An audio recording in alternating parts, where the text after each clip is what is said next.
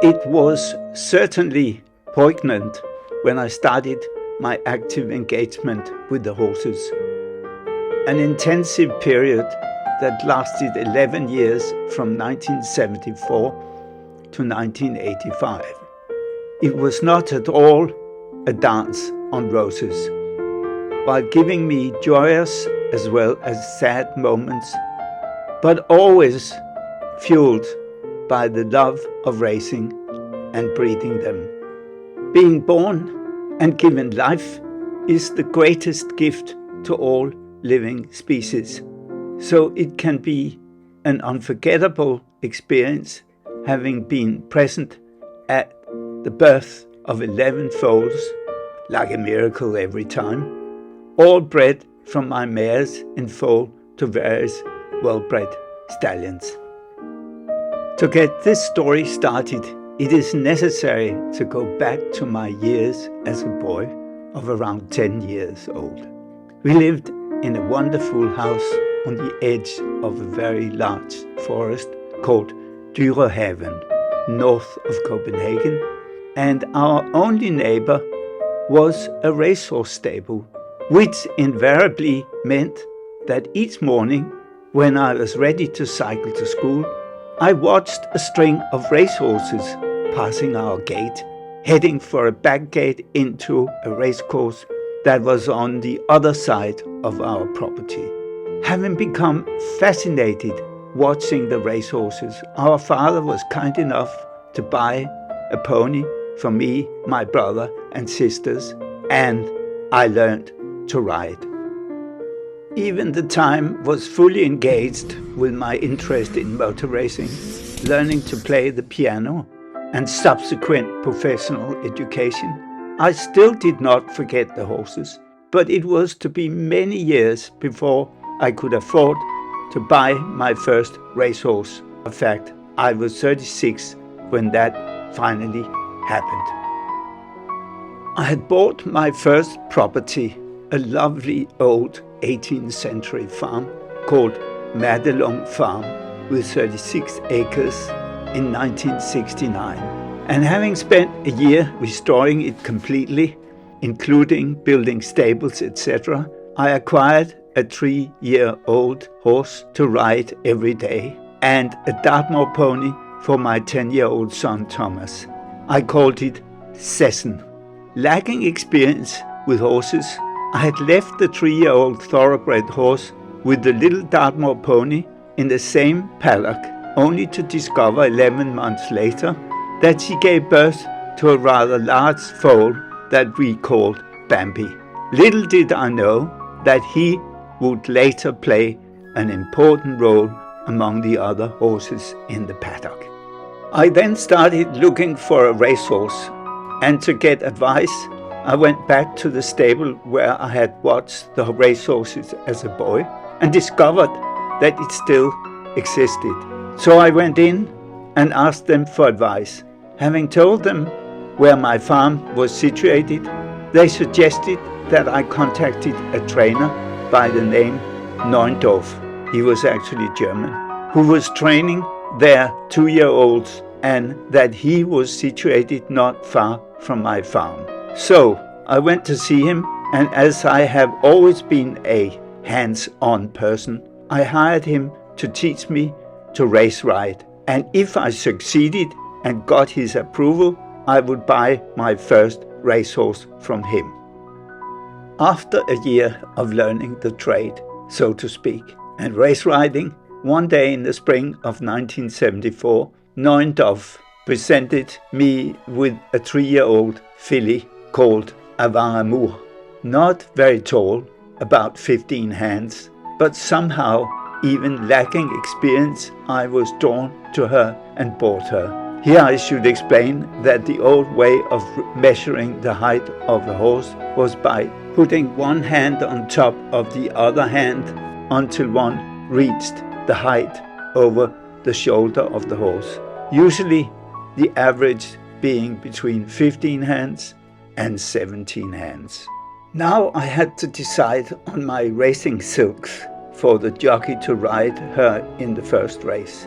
And since my motor racing days I was fond of the checkered flag in white and black squares that they use when you cross the finishing line in a motor race. So I decided to have my horse racing silks made in the black and white check, like the flag, and I bought a horse trailer for transporting my horses to the races. Meanwhile, trainer Neundorf prepared avant amour for the first race.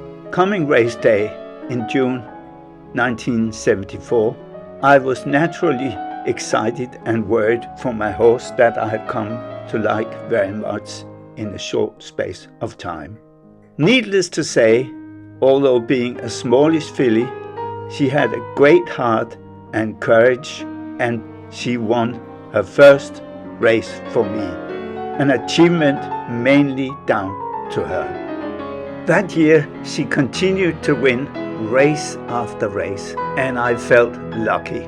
However, it is a bit of a ruse to win one's first few races, because one gets easily used to winning, and when the wins suddenly stop coming, which they invariably will, it's a bit of a downer, but more about that later. Having got the taste of winning in 1975 and 76, I went over to attend to several of the auction house Tattersall's sales in Newmarket, using time form as a guide, and bought several horses. Among them, Cheeky, a 3-year-old horse, Petitioner, a lovely 3-year-old filly, and the 5-year-old horse Verdant Green. All 3 of them won races for me, and I realized that several of the horses I bought at Newmarket was of better breeding than the horses they competed against in Denmark, which made the odds of winning much better. I decided to ride Cheeky in his first race in Denmark. Having no experience jumping him out of the starting stalls, I just sat on Cheeky in the stalls and waited. So when the starter let the doors open, all the horses jumped forward except Cheeky, with silly me on his back, resulting in us being about 15 lengths behind as we approached the first bend. However, Cheeky being a strong horse, we had soon caught up, but we had to race on the outside in 6th position around the bend. So Cheeky had to run a lot longer than most of the other horses. Another surprise was when the professional jockey on the horse next to us, realizing Cheeky was passing very fast on the outside, started hitting us with his whip. But Cheeky just jumped fast forward, and we finished 5th overall. Realizing that I could have won the race, it taught me how little experience I really had, but also that I had a great horse. Cheeky went on to win 5 sprint races with professional jockeys in 1975 and 76. And in 1977, I raced him in Compiègne in France, where he finished 3rd.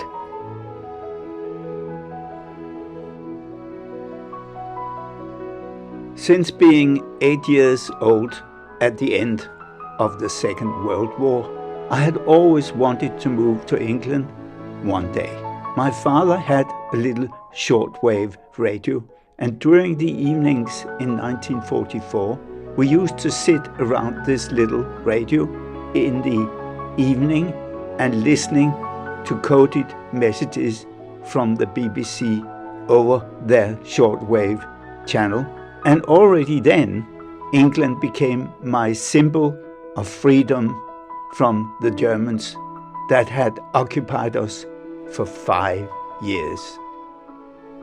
That memory was always with me, and when I started my business in 1968, all my activity was done in the English language. So now, with my interest in the horses, I decided at the end of 1977 to sell the farm and finally achieve my goal of moving to England.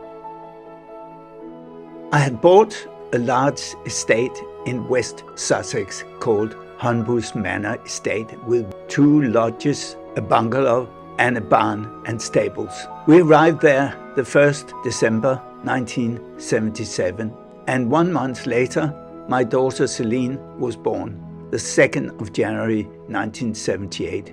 I quickly learned that in England many of the fields are separated by hedges rather than fences.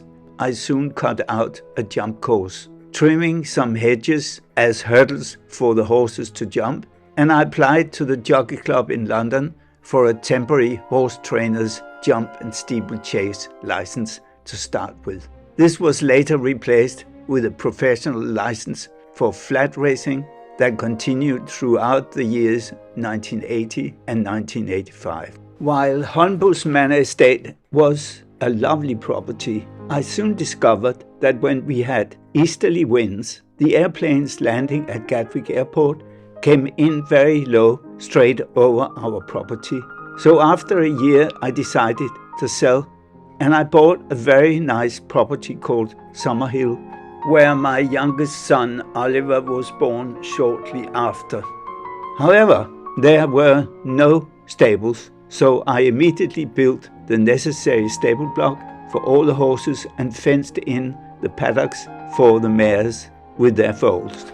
Not only had I become increasingly interested in the breeding of thoroughbred horses, but the fact that the winners now became far and few between, I realized that there were a better and happier way of making ends meet by concentrating more on sending my mares to good pedigree stallions and breeding foals that I could sell at auctions in Newmarket as yearlings. Consequently, I bought Topsin from France, a good pedigree stallion, in order that we could do in-house breeding with our mares. Meanwhile, I still continued with the racehorses, and I was now able to train horses for paying clients. So I employed staff to help exercise the horses and look after them. At the time, I realized that my 12-year-old stepdaughter, Christine, not only liked the horses, but she had become a very good rider. So some mornings before she went to school, she rode out with us, exercising the horses.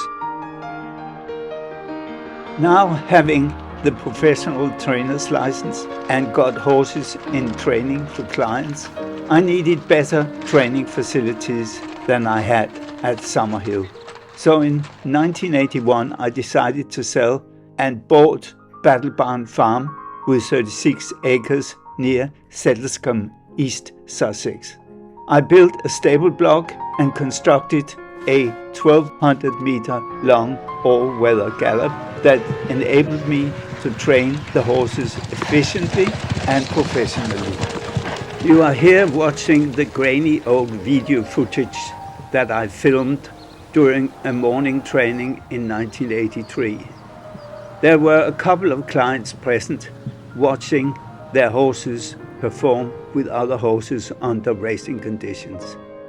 The first lot at 7, the second at 8, and the third at 9.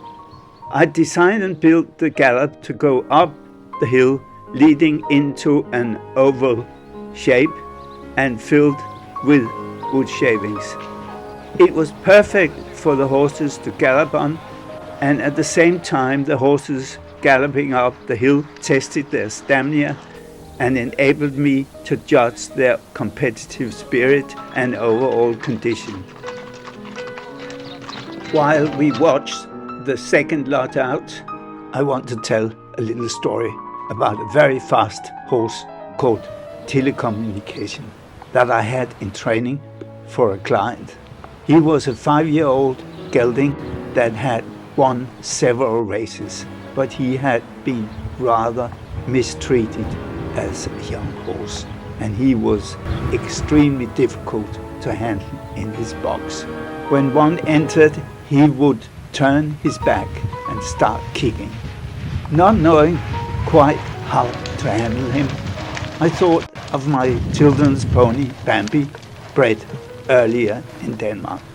I had noticed that when Bambi was out in the paddock with other horses, he seemed to be master. So one day I put Bambi alone in the paddock and managed to catch telecommunication in his box, drag him out and let him loose in the paddock with Bambi.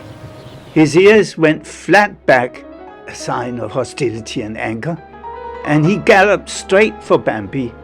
However, this strong pony turned his back and started kicking with his hind legs, going like drumsticks.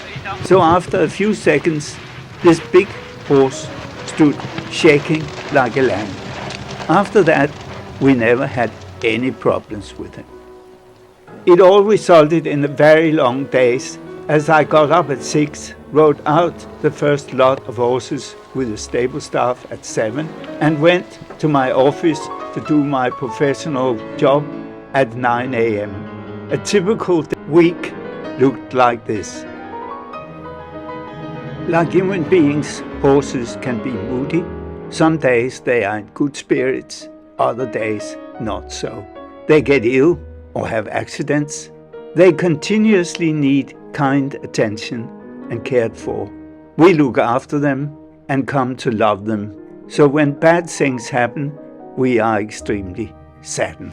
I have mentioned earlier that it can be a joyous as well as a sad business raising and breeding thoroughbred horses. So I have to tell you about the saddest year, 1983, when we had 5 horses dying for us due to 3 accidents and 2 illnesses. I won't go into details, only to say that 2 of them, our finest mare, Friendly Native, and her foal by St. Paddy, died during foaling due to a very bad young veterinary blunder. To me, it was unforgivable and really difficult to accept, but life must go on.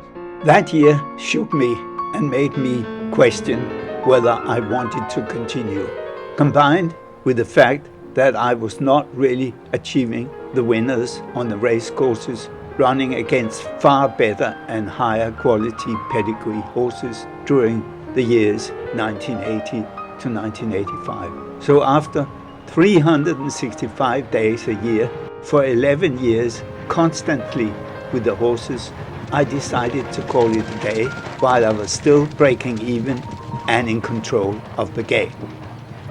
It was an intensive and emotional period of my life that I loved dearly, riding out early every morning, exercising the horses, breaking in the yearlings, and my daily relationship with them.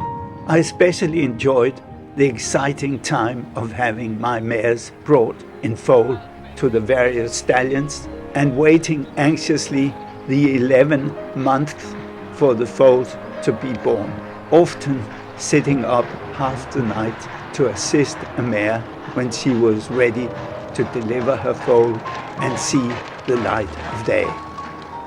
A wonderful time with lots of fun memories that I will treasure forever.